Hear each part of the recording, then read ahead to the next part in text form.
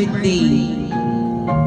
Mao gyud niya ang pangmalakasan nga tema sa tuang birthday celebrant na maingon nato nga maingon nato nga unsa gyud siya nga tao na magyud tao nga murag mawala na magyud no.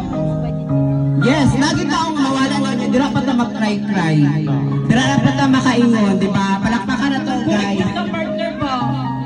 Dira pa na to maingon kung unsa sa ka-importante.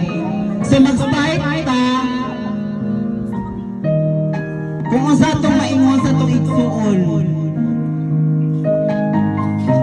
Kung unsa pa siya just ka-importante. Despite sa iyang happiness nga iyang nahatag sa tuwa, sa iyang mga blessings na na-share sa tuwa, mag-start na kay ate.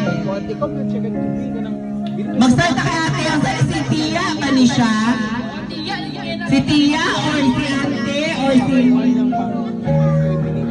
Chika naman naman there. Wala ka man, wala ka may program. Ang proper na program dito ay Dito ate, parang sala may alimenta mo sa iyang kinabuhi. Mag-check ka na si Sawi kadali, sis. Atong maingon na to sa atong birthday celebrant. Sabi, mag-check ka si Sawi, nalampakan sa siya, go. Hello everyone, I am Shawi. Actually, I am the one na nag-tarp ana. Na-shock jud ko pag-request niya sa ko ana. Siya, itatarp niya na yung ani. Putan kayo ni siya. Char lang. Pero ang tema dyan, ang team yun ani. Ngunang yung ana iyang purpose na gipa-tarp niya ng ana. Kasi, taron mo dyan mamatay, di ba? Mamatay dyan tanan.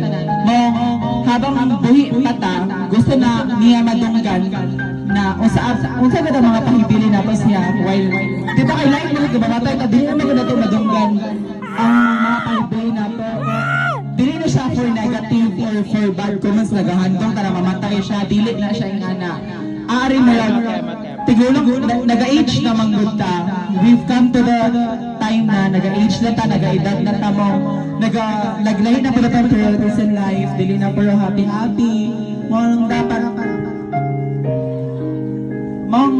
dili na siya about negative ha na nangingana ha basta ang point ni Marga is gusto gud niya madunggan ang mga dapat nato iingon sa iya ha so mag-message na ko sa atong birthday girl since 2016 or 2017 nag-met mi ni Marga sa Siloay Chocobang Bato na time 16 years old pa ko ato sa 23 na ko karon so mga 7 or 10 times sa something years na Jojo.